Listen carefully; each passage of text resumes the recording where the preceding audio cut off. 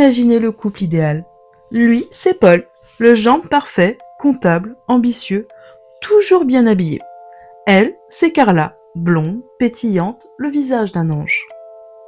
Dans les années 90, au Canada, la presse les surnommait Ken et Barbie. Ils étaient jeunes, ils étaient riches, ils semblaient fous amoureux.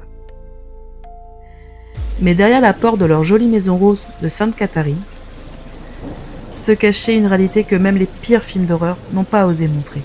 Ce n'était pas un conte de fées, c'était un abattoir. Aujourd'hui, nous plongeons dans l'une des affaires les plus controversées de l'histoire criminelle. L'histoire d'un couple qui a filmé ses propres crimes. L'histoire d'un système judiciaire qui s'est fait manipuler par une femme au visage innocent.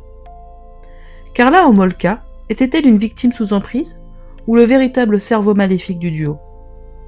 Bienvenue sur la chaîne. Préparez-vous, car ce que vous allez entendre dépasse l'entendement.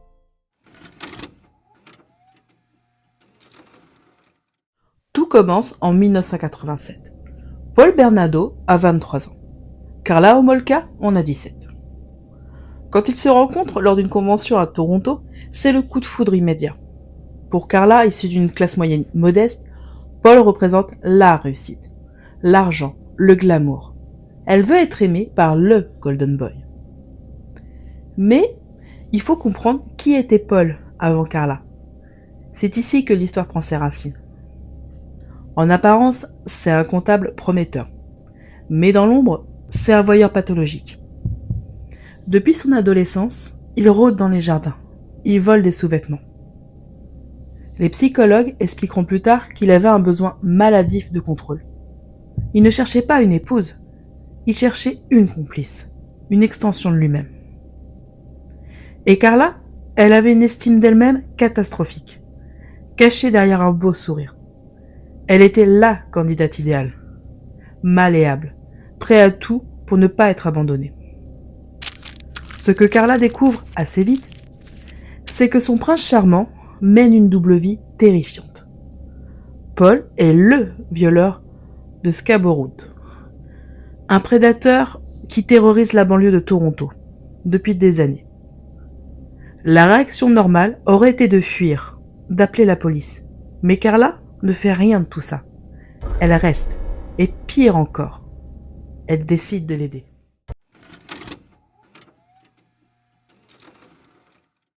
Noël 1990. Le couple est fiancé, ils préparent leur mariage. Mais Paul a un fantasme obsessionnel, sombre et criminel. Il veut une vierge, et pas n'importe laquelle.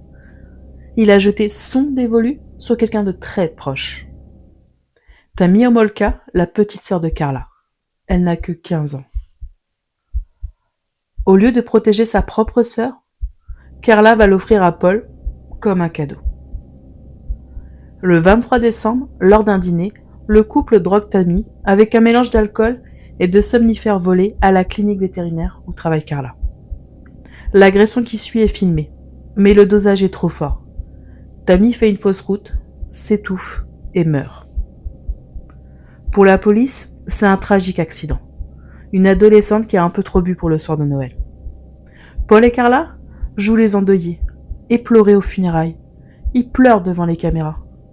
Ils s'en sortent. Et c'est ce moment précis qui scelle leur destin. Parce qu'ils ont tué la sœur de Karla, sans être inquiétés. Ils se sentent désormais invincibles. Plus rien ne peut les arrêter.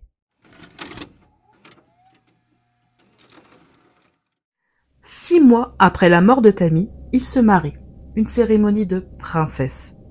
Ils emménagent dans leur maison rose à Sainte-Catherine. C'est là que l'enfer commence vraiment. Paul veut recommencer. Et Karla devient sa rabatteuse. En juin 1991, ils enlèvent Leslie Mahaffey, 14 ans, devant chez elle. En avril 1992, c'est Kristen French, 15 ans, enlevée sur le chemin de l'école. Ces jeunes filles ont été séquestrées dans la maison du couple pendant plusieurs jours. Le contraste est glaçant. Pendant que ces filles vivaient un calvaire à l'étage, ligotées et bâillonnées, Karla et Paul recevaient des amis à dîner au rez-de-chaussée. Ils vivaient une vie normale, avec des captives au-dessus de leur tête. Mais il y a un détail qui rend cette affaire encore plus rageante. La police aurait pu les sauver. Lors de la série de viols à Scarborough, la police avait prélevé l'ADN de centaines de suspects, dont Paul Bernardo. Ils l'avaient dans leur fichier. Mais à l'époque, les analyses prenaient des mois, voire des années. L'échantillon de Paul dormait dans un frigo de laboratoire pendant que Leslie et Kristen se faisaient enlever. C'est une tragédie bureaucratique absolue. Si les résultats étaient arrivés plus vite, ces deux jeunes filles seraient peut-être encore en vie aujourd'hui.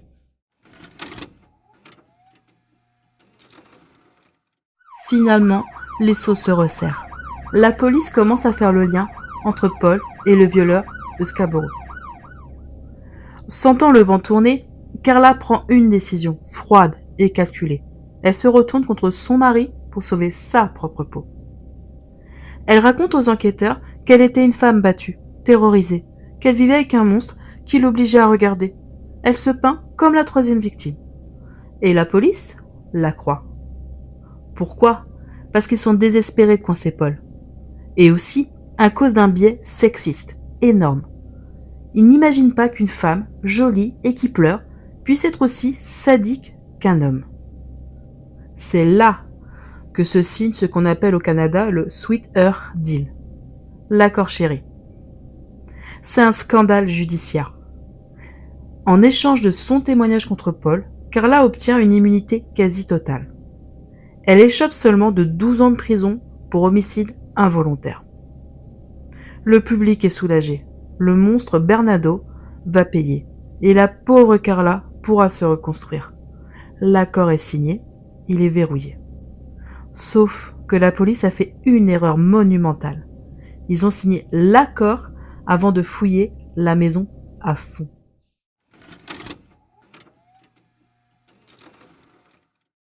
Quelques semaines plus tard, l'avocat de Paul retourne dans la maison pour récupérer des affaires. Dans le plafond de la salle de bain, il trouve quelque chose que la police a raté. Des cassettes vidéo. Les fameuses cassettes où le couple se filmait. Quand les enquêteurs visionnent ces bandes, c'est la stupeur, l'horreur absolue. Sur ces vidéos, Carla n'est pas une victime qui pleure dans un coin.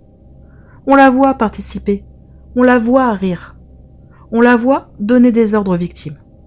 On la voit appeler Paul le roi. Dans certaines scènes, elle se montre même plus cruelle et plus directive que lui. Le système judiciaire réalise qu'il vient de se faire manipuler par une psychopathe. Carla n'était pas sous emprise, elle était partenaire. Mais c'est trop tard. Le pacte du diable est signé. La justice ne peut pas revenir dessus.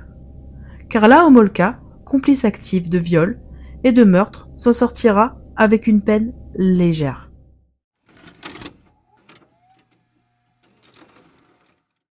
Paul Bernardo a été déclaré délinquant dangereux et condamné à la prison à vie. Il ne sortira probablement jamais. Carla Homolka, elle, a été libérée en 2005. Elle a respecté son accord. Aujourd'hui, elle a changé de nom. Elle vit peut-être au Canada, peut-être ailleurs. Elle s'est remariée. Elle a même eu des enfants. Elle a été vue faisant du bénévolat dans l'école de ses enfants il y a quelques années, avant d'être connue et chassée. Cette affaire reste une cicatrice ouverte. Elle nous rappelle que le mal ressemble pas toujours à un monstre griffu. Parfois le mal a le visage d'une jeune femme amoureuse. C'est la fin de cette histoire terrible. Maintenant, je veux votre avis dans les commentaires. Pensez-vous que la justice a failli en signant cet accord avec Carla? Était-elle manipulatrice ou manipulée? Le débat reste ouvert. Si vous avez aimé cette enquête, n'oubliez pas de liker et de vous abonner.